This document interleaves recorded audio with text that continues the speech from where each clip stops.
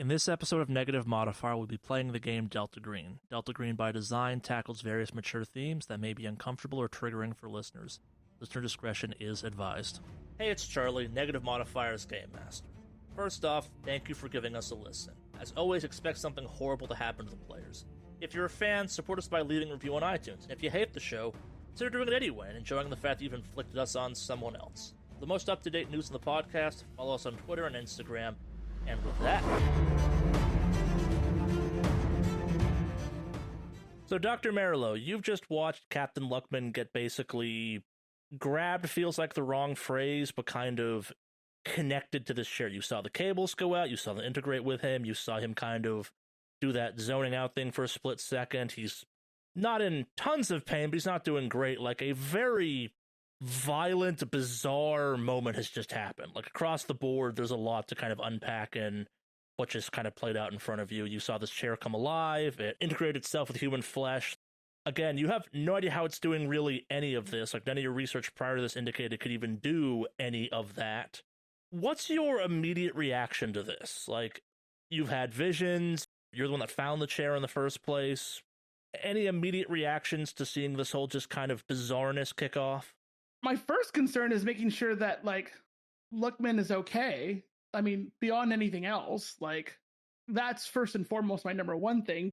Obviously, the chair will be addressed, but, like, yeah, first and foremost, I want to make sure that Luckman is okay. Yeah, and I mean, like, aside for the fact that this chair has forced wires into him and he is in excruciating amounts of pain, is experiencing a slow, kind of consistent electrical shock, he's as okay as one can be in that circumstance. Admittedly, he just had a bit of a vision play out in his mind, though, too, so there's that going on. But yeah, now that you've rejoined us from your vision, you've kind of gotten a chance to take stock of the situation. What's your reaction to it, Captain Luckman? Well, I'm still plugged in. Yep. So I'm not having the greatest time. I just saw some weird shit, and it's kind of confirming just the almost unreliable information that you get. Like, you hear something and you're just not quite, like, it's incredibly doubtful. But I think in this moment, this is not something that he's quite thinking about. It's kind of the primal fear of just something happened. It's freaky, unnatural, and it's still happening now. Sure. So my immediate kind of response is to attempt to just kind of rip all the things out. Like, think of a movie in the way that someone just kind of wakes up from a coma and they immediately start ripping out all the medical devices and stuff. Sure. Yeah, and I was going to say, like, doing that with yourself is going to be impossible. While you're kind of trying to do about doing that, both of you give me an alertness. Alertness, you say? Yep. I have a pretty high alertness, but at the same time, I'm in incredible duress. You know what? Maybe I should start naming all my characters Lucky. 61% success. And Dr. Merlo? 52 out of 30 failure. All right, so this kind of makes sense. Dr. Merlo, you're kind of trying to figure out what the hell's going on, and also, Captain Luckman, you have a bit of an elevated position, seeing as you are on the chair, and you see both Harris standing in the doorway to his office, just staring at you, this look of confusion, maybe a little bit of shock and horror on his face, but definitely a heavy dose of what the hell now. But then also kind of off to the side, towards where the Blue Fly soldiers have been mostly stationed in kind of their staging area, you see Farrell looking at this kind of, give me a human int. See, that one, on the other hand, is not so great. 98% failure out of 10%. You're having a hard time placing it exactly, but there's almost like there's concern, but also a little bit of glee on his face almost. And that's definitely confusing, and that doesn't make a lot of sense. But yeah, two very different reactions, but both are just kind of transfixed on you on the chair as you try and kind of pull at these cables, and they're not coming out easily. How far away are they? You said they were in the office, so it's like they're kind of like half a football field away, or? No, less than that. I'd probably say like within 20 or 30 feet, give or take. Like, Okay. close enough you can see them well enough you can see their faces to kind of register the baseline emotions of it kind of thing, but not so close that it's easy to do so, or that you might not have gotten the kind of reading of them a little bit wrong. For sure. As that's happening, I'm clawing at it. I am yelling at the top of my lungs just because I'm struggling at this point. What the fuck? Stop standing there. Get me out. Well, Luckman yells that I'm going to, like, run over there and, like, try to, like help them out somehow, just to like assess the situation. All right, so you're gonna try pulling on the cable, see if you can move them or something. Yeah, just whatever I can do to help at that point. And if it's pulling the cables is like the easiest thing to try to do, like help out, then yeah, that's what I'll do. Yeah, give me an intelligence. I rolled a 98 out of 90 failure. All right. Give me a strength chest at plus 20. Oh, okay. That's interesting. I rolled a 65 out of modified 70, which is 50 plus 20 for a success. Now roll me a 1d4. I rolled a 2. Lookman, you take 2 points of damage as Merlo kind of pulls at these cables. And you feel them just like in your capillaries, in your veins, in your skin, underneath it, wrapped around bone, just pulling at it. It's unbelievably painful. Like it's gotten a hold of you on a like below the skin level. It really doesn't want to come out, and you're feeling just kind of these jerks pulling at you, maybe on some of your organs, even definitely around your ribs. It's incredibly painful. Oh, so they're still stuck inside. Oh yeah, they're not coming out. Fuck! Holy shit! Oh, stop! There's got to be. Oh god, there's got to be a better way than this. My HP has dropped to 4 with that hit. So at this point, I'll try to stop. I'll stop kind of clawing at it, and can I search, I guess, or just kind of see what's going on? Has anything changed with the chair? Can I move pretty limberly, or can I move pretty? No, you're unhindered? pretty kind of on there. Can I look around? Can I see the chair behind me? You can look around. Did you happen to have any craft skills, though? I have electrician and mechanic. What's your mechanic skill? My mechanic skill is 50. Quick question. I'd realize I have a flight helmet with an armor of 1. Does that help at all? These My ignore HP? armor. Oh, damn it. Okay. These went through. I'm grasping for straws, but you Oh, know, I know. like I know. A for effort. As a mechanic, you would think to yourself, okay, if I can't pull these out, maybe I can cut them off. Cool. Merlo, do you have a knife on you? Gotta require something better than a knife. This is made of metal after all, like a cutting torch or something. I'd like to look around the lab for some sort of like cutting torch. Oh, that's easy enough to find. Like they probably have some oxyacetylene cutting torches for maintenance repair for the helicopters or something. Finding an appropriate tool to do this, not hard. Okay. Then yeah, I'll grab that and I'll try to angle myself in a good spot so I don't hurt Luckman any more than I already have, and try to burn those off. May I use my craft mechanic to coach Merlo on how to do this? I will let you give her a plus 10. You really can't do it, though, because that'd be like trying to cut around yourself. But also, I don't think you have any mechanical skills, do you, Merlo? I do. You have lab skills, which are kind of transferable. This is a armed combat or a melee weapon combat roll. I mean, You have surgery? Well, I don't have a surgical background, but I do have a science background, and you do have some semblance of like using like tools with precision. So could I not roll an intelligence check? I mean, like, you're talking like, this is the act of cutting. This is a physical event at that point. I mean, which is higher, your dexterity or your melee combat? My dexterity is a 9, so it's 45 total, and then my melee is a 30. I'll let you roll dexterity at plus 10 because you have Lookman kind of coaching you through this. Okay. All right, I will attempt. I rolled a 4 out of a modified 55 success. Nice. All right, so this takes some time. There's a lot of small cables to cut through. This is very precision work with the blowtorch. This will probably take at least an hour to get through type of thing. People are looking at you. While you're doing this, give me an alertness. Myself or Luckman? Both of you. Okay. 54% out of 70% success. It makes sense. 66 out of 30 fumble. All right, so Captain Lookman, you notice that the Blue Fly teams are staying they're keeping eyes on you. They're kind of keeping track of what's going on. The AFOSI agents definitely kind of seem to slink off into the growing dark of the sunset. They're still very much on base, but they are definitely no longer watching this go on. And Dr. Merlo, as you're doing this, give me a 1d4. 1d4, you got it. I rolled a 2 again. All right, so you're doing this blowtorch thing. You're not really kind of paying a lot of attention. You're hitting one spot a little bit too much, and you kind of put your elbow down onto it and just take 2 points of damage as you burn yourself kind of through whatever clothing you're wearing as it melts to your skin because of the heat. Okay. I was so scared that I was going to take that. That brings me from 8 to a 6. All right.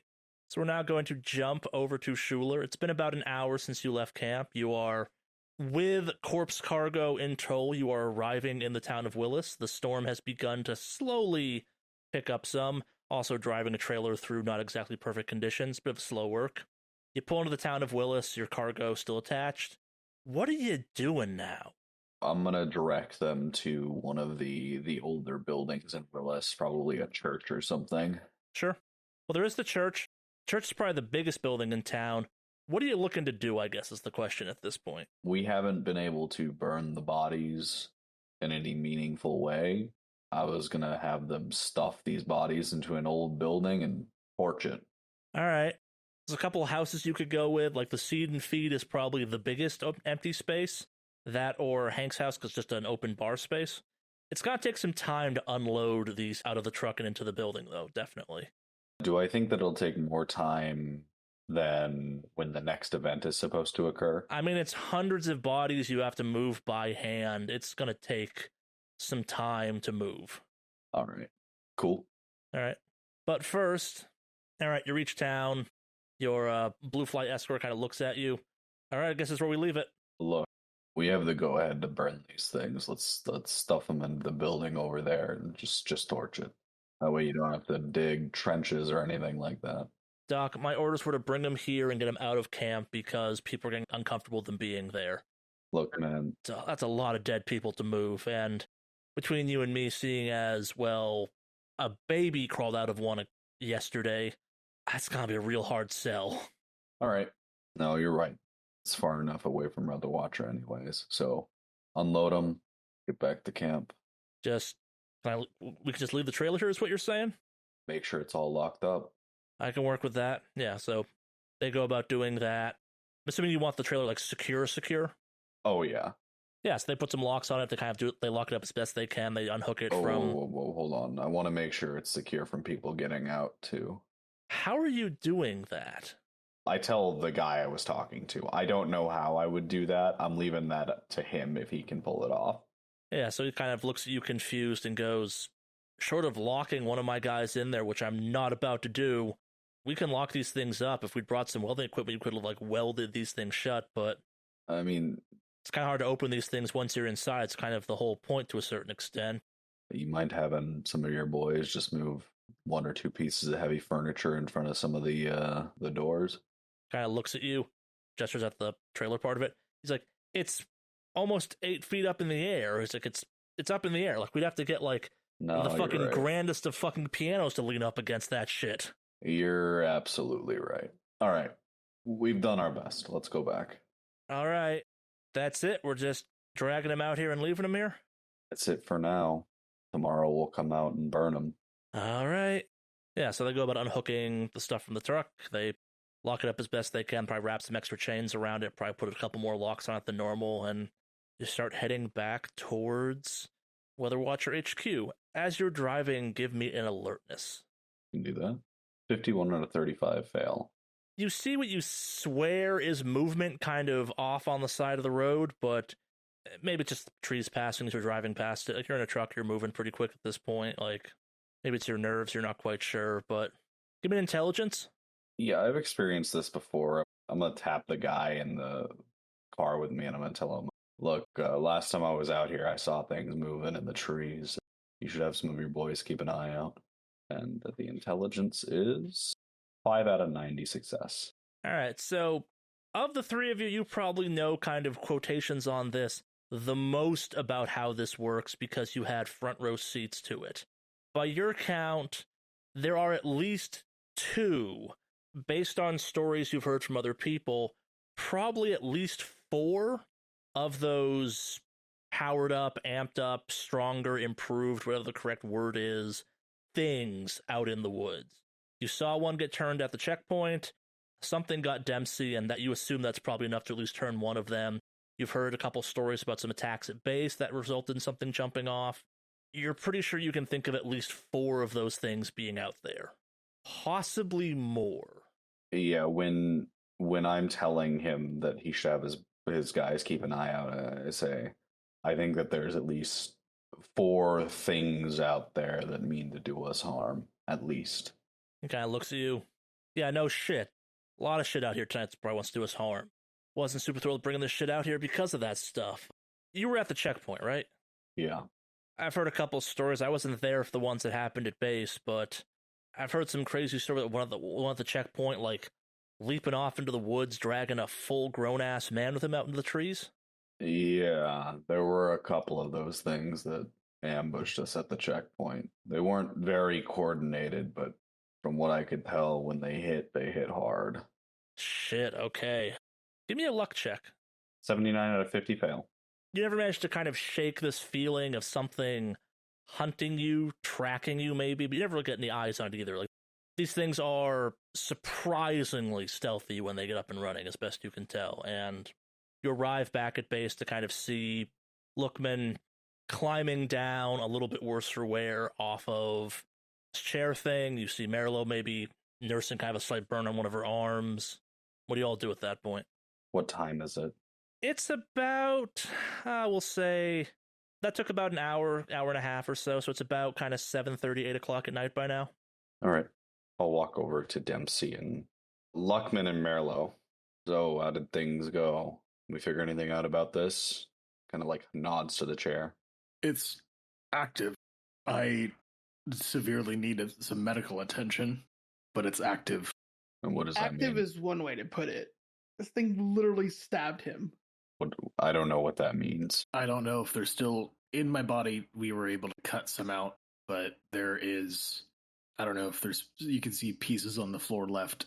Oh yeah, probably all the cables are still sticking out of you some. Like, you only cut them off the chair. You did not get them out of your body, necessarily. Yeah, so I'm going to just kind of point in the general direction of the cables. Jesus fucking Christ. Yeah, I need help. I'm heading to I need someone to call, actually. I don't think I can walk. Medical ward, please. Yeah, Schuler's just gonna shout out for a medic. Yeah, someone runs over and kind of looks at him. He's like, there's only so much I honestly can do here. This is some hospital shit. I can try and patch you up some, but you need to see like a doctor real fucking quick. Probably a goddamn surgeon. Your doctor's right? Right? I'm not that kind of doctor. I mean, I can give you the medicine you need to heal, but first someone's gonna have to get those things out of your arm. Merlo, why don't you gather up those scraps? Let's see if we can figure out what those cords are, the cables. I will go ahead and start gathering them up as requested and put them on some sort of like tray or something, I guess. I don't know if there's like something to just kind of hold them, but I figured a tray would be a good start, so I'll just throw them on that. I'll help Buckman with the medic off to somewhere safer. All right. Yeah, kind of help him off somewhere. Do we still have guards with us? Since you went off with the Blue Fly soldiers, the escort didn't tag along for that, but they've picked up back with you now that you're back at base, yeah. Before we head off, I'm going to really fast run over to the Blue Fly commander that went out with us. I'm going to ask him, do you think you can spare an extra guy to watch each of us? Kind of looks at you and he's like, that's not really my call. That's a feral call, and he's not looking to spare people right now, honestly. He's pretty sure the big one, as he keeps saying over and over, is coming. But shit, something's got his ass spooked right now. All right, look, just tell him I want to talk to him. Yeah, sure. You all gonna be off, kind of gestures his head, dealing with the captain there? Yeah. Yeah, I'll send him that way then. Tell him you're looking for him. Thanks. While Schuler is out, kind of talking, I kind of lean over to Merlo. Hey, did you see where all the AFOSI agents went? No, I was focused on not trying to hurt you and collecting the stuff here, so I didn't notice them leaving or anything like that. Yeah, something weird, something suspicious is going on. Harris was kind of freaking out a little bit, but Farrell, I don't know what was going on. Farrell, he almost looked happy watching me. Happy? I don't know. I might have been a little confused with how. Look, I was trying not to die, but something was up with Farrell, and that's fucking me up real bad. Just keep your eye out for any kind of AFOSI agents right now. I don't know what they're planning. My guess is it has something to do with the the thing we talked about before. I wouldn't be surprised if they're just itching for a chance to fire off Purgatory. Or maybe they're that one Delta Green thing they were talking about. They seemed kind of weird about that. Do you remember when they were talking about that? I was briefed not to really even think about it, in all honesty. Geez, Delta Green is like above my security level. Heard it a couple times, but not super familiar with it. Charlie, was it Harris who went off about us Yeah, being the Delta Green people? And the chances of any of you actually knowing that, like, maybe Lookman's heard the word Delta Green before, but, like, he's probably mistaken on that, too. Like, you have not heard about Delta Green. Yeah, but we heard about it through Harris. Oh, yeah, Harris went off about it, most definitely, yep. So I go over at like, Lookman, and it's like, we've known each other a long time.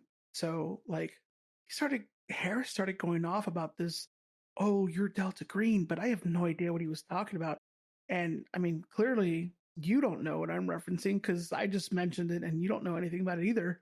I mean, if I was going to say someone was suspicious of it, I know who I'd pick right now.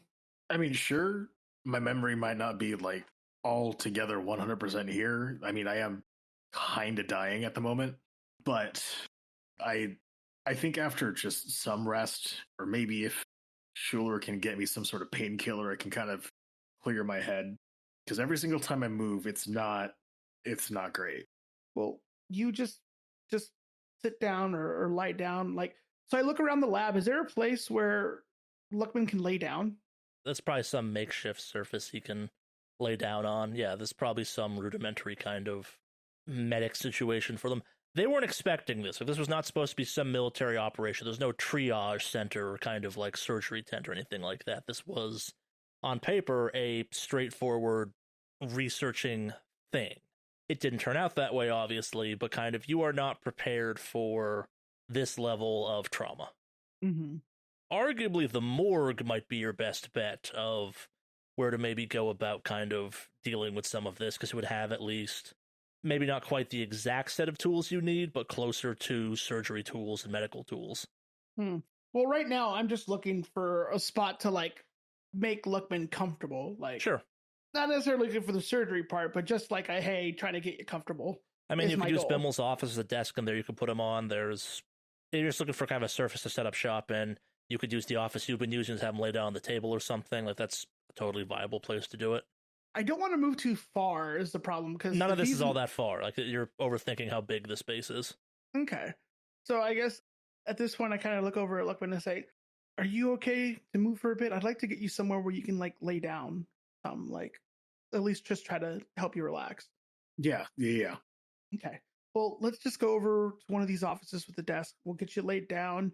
I'll see if I can find, like, some sort of comfort, like either blankets or pillows or something, so that you're not just laying on a hard desk, and, get you at least a little bit comfortable until we can get you, some meds or something and address the cables in your arms. So yeah, let's get you situated. How dark is it kind of coming up? Oh, it's dark, and I will say at about exactly 7:45, 7:44, the weather starts to get real bad. Like, the storm comes back with a vengeance.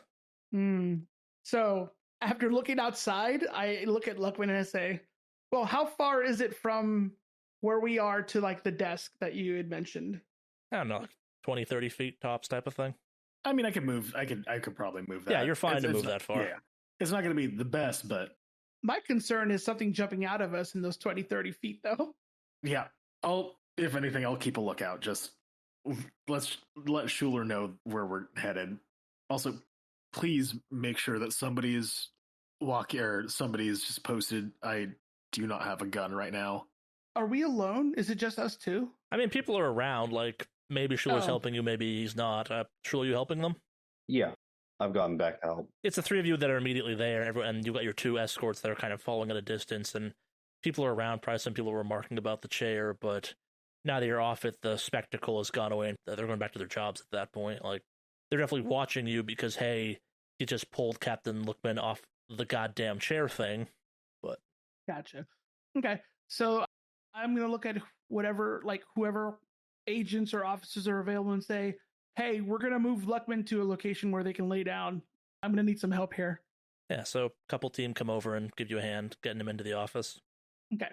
Yeah, once you get there, kind of one of the soldiers looks at you and kind of remarks, he's like, damn, I thought we were going to manage to avoid a cold one. Like, it's actually almost cold outside again. Wait, you're feeling cold? Kind of nods. He's like, yeah, maybe it's the shock, but picks up his canteen, shakes it, and kind of like looks at it confused, and then opens it up and pours it over, and nothing comes out. And he goes, son of a bitch, it froze. So upon hearing that, is there like a thermostat somewhere nearby so I can get a reading of what the outside is like right now, temperature wise? Oh, yeah, but more importantly, give me an alertness. Everyone? Oh, yeah. 52 out of 30 failure. That is a 57 out of 70% success. And a 14 out of 38 success. You are watching frost crawl across the windows. Like, all the signs of a very dramatic and very major temperature drop are manifesting really quickly. Oh, no. What's happening? One of the soldiers kind of looks at you confused, and his walkie-talkie starts chattering. And you hear someone kind of report. He's like, hey, this is the lake team. The fucking lake just froze over. What trailer are we in? You're in the one you've been using as your office. I'm going to go around and start closing blinds and like turning up whatever like space heaters we have. Sure. I mean, that also makes it uncomfortably warm for you. You're a little bit warmer in the trailer than you were outside, but thermostats are reporting you've hit a point where just like it has gotten cold. Ice rapidly forming on the top of a lake cold. Yeah. Schuler's mind is that there's going to be another one of these cold snaps. Probably a valid fear. More importantly, kind of as you're bracing around doing this, Captain Lookman and Dr. Schuler also hear over the walkie-talkie of the Blue Fly paratrooper some talk about how they need the helicopter crews ASAP. They're going to start taking off soon. Sorry, helicopter? Are they going to send a helicopter up in this weather? Character knowledge. Would I understand what's kind of happening, especially if it's from the Blue Fly crew? Oh, it probably means Purgatory is about to be put in the air. Yeah, that's what I was going to suspect immediately. The helicopter? Wait, I look over the other two. Oh, God, they're going to fire it. how are they going to fire it? I'm here. Ah, shit. I'm pretty sure there's more than one person that knows how to use this thing now. No, I know, but listen, I know this is not the most ideal. We need to get into a helicopter. I mean, I don't know how to fly a helicopter. Can you fly in your condition? I've got no choice, really, do I? You have anybody you can trust? Other than you? Yeah. I have my crew and I have my team, but look, hold up. Hey, let me see your walkie-talkie real quick. He hands it over. Here you go, Captain. This is Captain Luckman, over. Hey, Captain, heard you were a little bit banged up after time in the high chair. Don't worry, got a replacement for you. Who's the replacement? I don't know, kind of hear some scratching of papers. Someone, it's a bit chaotic over here. Farrell's a little bit pissed that Harris kind of just said, hey, we're doing this now. But, yeah, we're putting birds in the air, apparently. The whole team about the lake that we left there is a little bit spooked that the lake's kind of frozen over. And, well, better safe than sorry. Better safe than sorry. It's absolutely freezing out there, and we're going to be able to fly? We've flown in worse, you know that. No, I know that, but still, geez Louise. Especially with everything that's kind of going on right now. Shit. Copy that. Yeah, I'm not really all too good to fly at the moment, but I'm glad that there is at least someone to set up a replacement. This sucks, though. Really wanted to get up in the air. I turned the radio off. Look, I know it's dangerous, but it's fine. It's going to be pointed away from us. Purgatory's terrifying, but it's only terrifying in the wrong hands. My crew's there. We're going to be good. We're out of range for its effects anyway. Can I talk to you two in private? Yeah, sure. Yeah. We're moving out of here. Where do you want to go? Yeah, we'll just dip into here. I'll lead us into like the sleeping areas and just close the door behind us. Sure. So what's up, Schuler? What's on your mind? Look, is it concerning to either of you that we've brought back a chair that likes to hook its claws into people? A chair that was sitting in the middle of Crow Lake where something was appearing in the sky right above it? I mean, of all the concerned people, you're talking to the most concerned, seeing as how, Yeah, well, we've seen what happens when that thing appears and how everybody loses their fucking mind. Imagine what's going to happen if it appears right above us. Shit. Are you saying that the chair is directly connected with all the shit that's happening in the sky? I can't say for sure, but there's a goddamn chair sitting out there that had cables, if that's what we can call them, that hooked into you, and you had to be cut free. Now that's unnatural. That thing in the sky, that's unnatural. I mean, it's Occam's fucking razor. They have to be connected, right? Sure, can I be candid with you real quick? Sure. So, I mean, it didn't just hook into me. I think I had a vision. I'm pretty sure I had a vision while I was under, I don't know, attack. If that thing was attacking or if that thing just reacts to whatever. So, like, when I don't know if I blacked out and under pain or anything else like that, but I saw like blue and purple lights. And for whatever reason, it looked like cave people. They were just real weird looking. It's not even like cave people that you see at like the Natural History Museum, but they're like gray, yellow folks. They're just wearing loincloths and they were gigantic. I think they were like mammoths, like woolly mammoths with them, but they were like at waist height. They were singing to me something about like the father of owls, owner of the sky, Langwalker, father of the ice that burns. I don't even know what a Langwalker was, but like I just got it. All right. And then, yeah, it felt good though, almost. Like it was like a weight was lifted off my shoulders. But when I snapped to, I mean, what? You see the after effects of that. All right. All right. In your vision, where were you?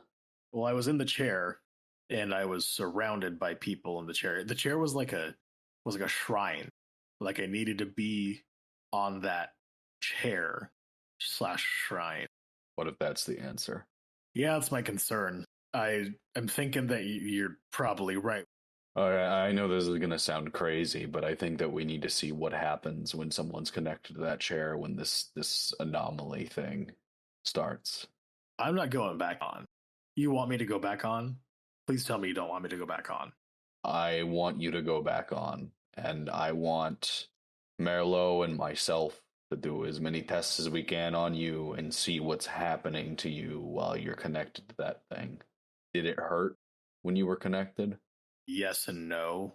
Look, I'm hurting now. I'm not in the best of health, but Look, is that a yes, you knew it should hurt, so you thought it did, or yes, it actually hurt? yes, it actually hurt. And then it Okay. didn't for a little bit. And then it did. I'm gonna like go to the duffel bag that's probably slid under my bed and I'm gonna pull out some painkillers. Sure. Look, I'm not gonna force you to do it, but I think that this is the clear clue we have. I take the painkillers from you, but I do look at Merlot and I kind of just wait for her response. I give her kind of eyes of just like, look, I trust you, but what do you say about this? This is your call. I don't want to see you hurt, but at the same time, we're running short on time because I look at a clock nearby. Is there a clock nearby I can look at? Yeah. Okay. So I look at the clock, and what time does it read? We'll say it's getting close to 9 p.m. now. Okay. So I look at the clock and I say, we're running low on time. It's already almost 9 o'clock. We only have a few hours left before potentially the next event happens. And if it is going to happen, it's going to happen right back over there. So I don't know. I will go with what you decide ultimately. I look down at the bottle of pain meds. Ultimately, I just kind of want to get us home. Two things. One, keep an eye out for Farrell. Something's up. When I was hurting on that chair, he was not concerned whatsoever. If in anything else, it probably was a good thing for him. So keep an eye out for him, though, if AFOSI. Second thing, please, please, please do not let me die out there. And I grab a handful of pain medications and I dry swallow them. All right. Yeah, so as you kind of gulp those down, there's a knock on the door to the trailer. It's open. You're kind of halfway through saying the door swings in, and Major Farrell stands there looking at you. I heard you were looking for me. Yeah. Speak of devil. Look, I know that you're a bit short-staffed right now and things are going a bit crazy, but I wanted to see if you could spare some some guns to watch us. I mean, sure, but we're all going to the lake. Why? Obviously, that's where it's going to happen, right? Like, all your research says there's something above the lake. Whatever this goddamn alien thing that they're doing, we're going to be there, we're going to stop it. You may have to sit this one out, Captain. I understand you took a bit of a beating from a chair this evening, but we're going to put purgatory in the air, we're going to have some air support. Whatever the fuck this thing is, we got it. Look, I was under the impression you didn't want to deploy purgatory. Situations change. Let's just say Harris made a decent argument for deploying it. What do It you is, say? after all, the best weapon we have here, and whatever the fuck these Greys are up to, we'll get them with it. Look, you can leave a detachment behind with us. Kind of hems and he haws. I really want every gun I got at the lake. I want all my boys there, I want all the commandos, we're taking all the helicopters. I have looks at the FOSI agents. Besides, you already got babysitters, technically. I'll tell Yeah. you what. If you leave a couple guns here, I'll come with you to help you run Purgatory. I helped develop the thing. No one knows Purgatory better than I do. No need, Doctor. We have fully functioning helicopters equipped with it. They're being prepped as we speak right now. And do you know what to do in case something goes wrong with it firing? If you have any weird issues booting it up? Do you have troubleshooting on deck ready to go? My team has been well versed in how to handle the equipment. Not as well as I. I'm the one who designed it. Just because you designed the damn thing doesn't mean you're actually any good at maintaining it once it's in the field. I have nothing but confidence in my team's ability to succeed in this topic. Look, no one's questioning the ability to succeed, but we need to approach this from multiple angles, and it's dangerous if you leave the research team here with the AFOSI agents. They're not looking out for the best interests of this project. I mean, Harris is going with. He wants a front row seat on one of the helicopters, my understanding. He's just excited on this topic as I am. Look, I understand that, but every man you have is not needed to operate the helicopter, right? He seems pretty unswayed by this kind of logic. Give me human int. Can I roll as well, or is it just... Yeah, you all can. Everyone here can roll for this. 93 out of 40 failure. 32 out of 10 failure. 1% out of 10% critical for human intelligence. I am suspecting that Harris wants us to get to the lake because we're firing on the base. Am I right? Or am I getting like the right vibe? No. Damn it. But also, that's not what human int tests do, and your read on what's going on is a little bit confusing. Like, this is... You might call this delusional confidence in the situation, if that makes any sense. Like, Farrell is a confident man. This is beyond confident. And I'd also say that maybe it makes sense that Lookman got this because he's worked with Farrell. He's served under Farrell many times. Farrell is very good at his job. He is very effective in the field. He runs a tight ship. And does it make sense that he's this confident in the situation? Yeah, maybe. Purgatory is a hell of a weapon, but this is a little bit almost unhinged confidence. Like, his response to the everything that's happened up to this point is to order the blue fly troopers in, the commandos in, to throw people at this thing, not really knowing what the hell's going on, with a unearned confidence that, yeah, we'll make it work. I put my hand up just to kind of get attention. Not like a child, but, Yeah. just kind of... To signify you have something to say, yeah, that makes sense. Look, I get it. Everyone on deck, I can't fly in my state. You know how much I want to be there, but I get it. Let me have my gun. There's shit in the woods. Dempsey's gone. I just need to make sure that we're good over here while everyone's over at the lake. Is that reasonable? Kind of shrugs at this. Yes, I suppose we can leave you with some equipment. I can't spare any commandos, though. All hands on deck for this, after all. MLV do have a few hours, I suspect, if the pattern holds. It's about, 4 hours till 1 a.m., give or take? Yeah. And I kind of both look at Schuler and Merlo just to silently just kind of, hey, just trust me on this. Let him do his thing. Does that sound reasonable with you two? I look over at Luckman and say, I trust you. And then I kind of snarkily look over at Farrell. Schuler doesn't say anything. Guns for them too. Give me a persuade on that one. I don't know if I'm going to be able to hit that, lucky critical again, but, let's go. 16% out of 20%, yes. Lucky Luckman, hell go. Hell yes. What the fuck is hell go? You see Farrell kind of bounce the idea around his head for a second there, and he kind of shrugs and goes, yeah, if they get themselves killed playing with them, so be it, I suppose. Better safe than sorry having some equipment here for you. I'll have one of the team bring it over. Anything else for the injured captain? Can I get some fucking bandages? Clean ones? ones? Yeah, I thought I told one of the team to come over and take a look at you. I'll send someone in to see if they can patch you up a little bit. Better not find out that those were reused from the morgue. Kind of laughs at this a little bit. Please, we have enough first aid supplies to not have to be reusing bandages just yet. With all the slaughter that was happening. Thank God. All right. Good luck out there. Exits at that point. All right, so you've got a little bit of time before, hypothetically, the pattern repeats itself. As I said, you've got the events seem to happen around 1:44 a.m., kind of around 9 p.m. at this point. You've got 4 hours and 45 minutes, give or take, type of situation.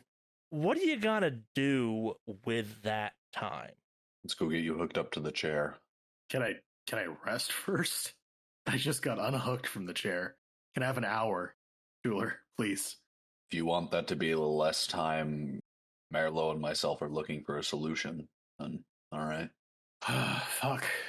Jesus, you are relentless. Fine. All right, hopefully the fucking sound of the choppers and everything will draw whatever is out there away from Weather Watcher. And we'll have some AFOSI guys with us, so. All right, let's go take care of this insanity. All right, so you head back outside to put Lookman back in the chair after an hour? I guess we're going immediately, seeing as how Schuler drives a fucking hard nail in Lookman, give me a 1d4 as some paramedic comes there, or someone with paramedic training comes in to kind of see if they can patch you up a little bit. We'll give you a little bit of health back before we put you back on the chair. That's a 3, baby. All right. Yeah, so medic comes in, patches you up some, manages to maybe pull some of the less embedded ones out of you. You're not in, by any measure, good shape, but you're better than you were, I suppose. And anything else you do in this hour before you go put Lookman back on the chair at roughly 10 p.m.? Does the first aid take an hour? It takes some time, definitely. The other two of you can do something in that time. I'm just going to stay and get like a full read on vitals on Lookman. I want to see what changes once he goes into the chair. Sure. And I'm just going to assist on that one since medical's not really my field, but... No, totally makes sense. While I'm being checked up and kind of patched up, I'm kind of rolling through. You two know how to use firearms, right? Like, I don't have to explain to you how to work a gun. Yeah, I've got some experience. I look over at Luckman and I'm like, I know the basics.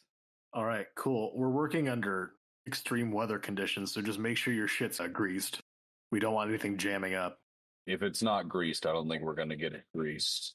Well, so as part of the kind of medical procedure, one of the Blue Fly paratroopers stops by with a duffel bag.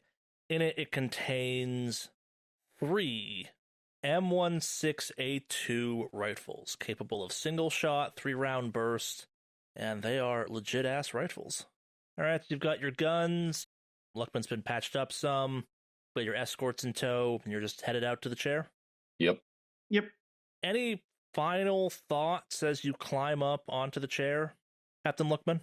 Ultimately, I don't perceive a good outcome, but at the same time, I'm a rescue paratrooper. If I got to do something stupid in order for people to get out of here safe, then I got to do something stupid. It's not my ideal choice, but you know what? Let's take the risk to go home. I am reluctantly climbing up to the chair, kind of eyes closed, taking kind of a deep sigh, and I just kind of let it go as I lower myself into the seat. All right. Bracing for impact. Very good choice of words, because as you kind of sit back in the chair, the filaments leap back up into you, piercing into your skin and kind of holding themselves into you again for 3 points of damage. Everyone, give me another sand check as you're once again watching this just nightmare fuel happen. 21 out of 47 success. 31 out of 52% success. 92 out of 36 failure. All right, if you pass that, just 1 point of sand damage. Makes a certain amount of sense. This is intentional. You were expecting the horribleness of this. But Dr. Merlo, it makes sense. You just got Lookman off of this thing, and you're going to take 1d4 points of sand damage. Take 1. All right. Yeah, your security detail kind of watches you a little bit confused. You put Lookman back on there after everything you did to get him off there, but Makes sense. But so now that Lookman is on there, you're out in the cold and the snow and things are getting worse. What do you do at this point? I'm taking deep breaths and I am signaling my experiences, any kind of increased pain or any kind of increased sensation. And I guess just kind of consistently talking to kind of let them know, like, if I lose consciousness, my silence should ideally be the signal. All right. I'm going to begin checking his vitals and everything. All right. So what is your medicine at again, or biology or microbiology? Do you want all of those? All right, whatever one's the highest. All of them are 70. All right. So Captain Lookman is not putting off body heat. In fact, he is losing heat energy he would normally produce. Beyond the kind of reduced temperature you've all kind of gotten used to by now, this is more extreme. It's almost like something is leeching that away from him. The process that produces cell activity and creates body heat is still happening. It's all happening as it's supposed to, just as it is in the rest of you, but muted. It just seems to evaporate and kind of vanish into you're not sure where upon production and just kind of goes away.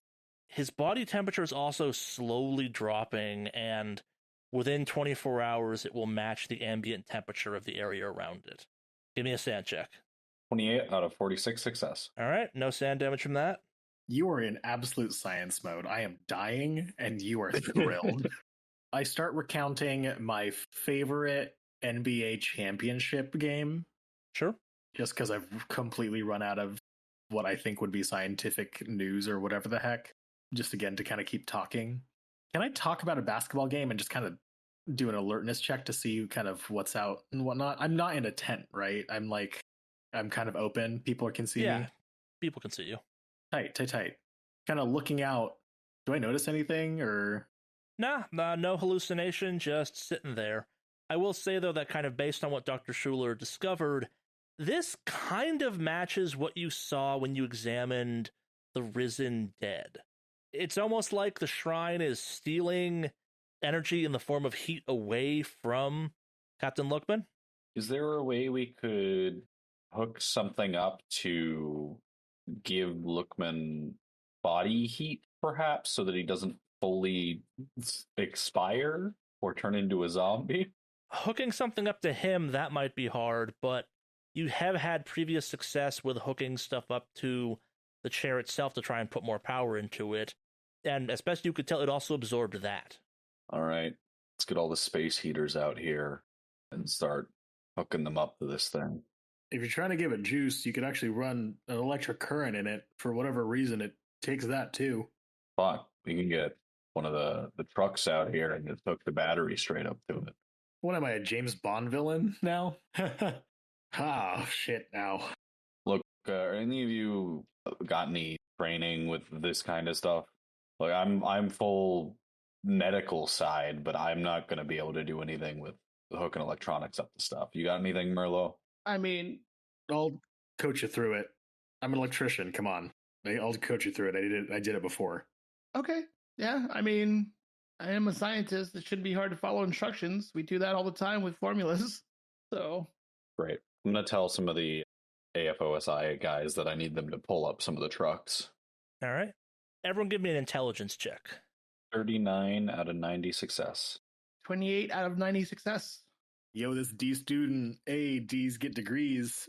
58% out of 60% success. All right. So if you're looking for power, there's a couple obvious options, and there's also maybe you could do some research into kind of appropriate power might be the right phrase for it, or what you might think is appropriate power.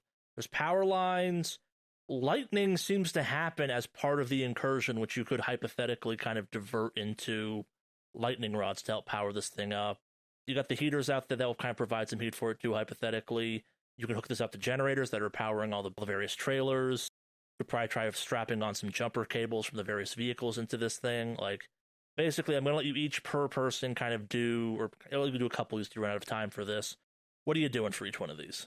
Efficiency minded, I'm going to suggest grabbing one of the generators, the closest generator for now, seeing as how the base is empty, while everyone else kind of grabs something a little bit stronger. Or I would suggest that generator first and then seeing if you could do stronger. All The right. lightning rods is interesting to me. So let's start off with your hooking the generators up to this thing in a more major way. Give me a craft electrician test as you're kind of trying to talk someone through this. 14% success for electrician out of 40%. All right, now roll me 2d4. That is a 6. It's going to take you 6 hours to talk someone through this. Maybe they get enough of it hooked up, maybe they don't. You're not quite sure. Based on your estimate, you're down, probably run out of time before 1 a.m. rolls around, or before 1:45, 1:44 a.m. rolls around, so it's going to be tight hypothetically, but maybe you'll pull it off, maybe you won't. Schuler, what are you doing during this? I'm going to just do something very simple because I don't have electronics. I'm going to simply get long pieces of metal and attach them to the chair and like point them upwards to act as lightning rods. All right, Am I the tallest structure here? probably once the rods are up. I mean, you could also maybe try and rig something up to, I don't know, help monitor the information, like make sure the extra juice you're pumping into this thing's not going to fry him or something like that too. That instead. Give me a medicine or a surgery on that. I'm going to do medicine. 26 out of 70. All right, roll me 2d4. 5. Again, maybe you got it done, maybe you didn't. I want to note 5 minutes before the event's going to happen, I'm bugging out to my little bunker and I'm going to drag Merlo with me. All right. Are you fucking kidding me? All right, and last but not least, Merlo, what are you doing in this situation? You could try and like calculate what power levels might be needed. You could try and, I don't know what the right phrase is. You could try and get the lightning rods we talked about up. Like, what are you trying to do in this moment? Well, calculating the power levels wouldn't necessarily be too far off for me, considering I have a background in physics. Sure. And so technically, like, not going obviously over the top with like estimating like electric levels wouldn't actually be too far from the ballpark of somebody who's very familiar with physics. So Yeah, so give me a physics test. okay. 27 out of 70 success. All right, and give me 2d4 to see if you get it done in time, or if you can do another one hypothetically. I rolled a 2. All right, so you actually get that done in 2 hours, meaning kind of based on your rough calculations, you have about 2 hours, give or take, to do another thing in if you want. Okay.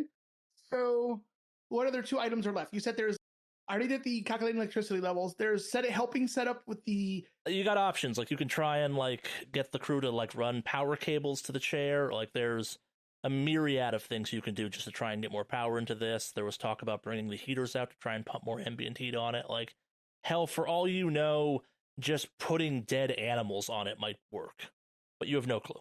I kind of like the idea of the lightning rods, like feeding, I guess, setting it up so that it feeds into the chair. Sure. So, and that shouldn't be too hard set up. Again, also, that actually would be really good for me considering I specialize in meteorology. So I would be pretty astute when it comes to like lightning rods and weather related stuff of that nature when it comes to storms. Give me a roll for that. Okay. Oh, 82 out of 70 failure. Nah, it's just not happening. And yeah, you ran out of time on that one pretty hard. So yeah, so you managed to kind of partially get the generators hooked up to this thing. You managed to kind of partially maybe cushion the shock value. You do successfully do a job of calculating kind of what power probably needs to get sent into this thing. And as you're running around, this is all weird. Like you probably at one point hear a couple helicopters take off in the background. Farrell comes out and looks at this once or twice and kind of shrugs and goes off. Harris looks at all this like you're just going insane at one point or another, but leaves you to it at this point. What the hell would he care? Slowly but surely the camp empties out around you, and 1:44 a.m. arrives.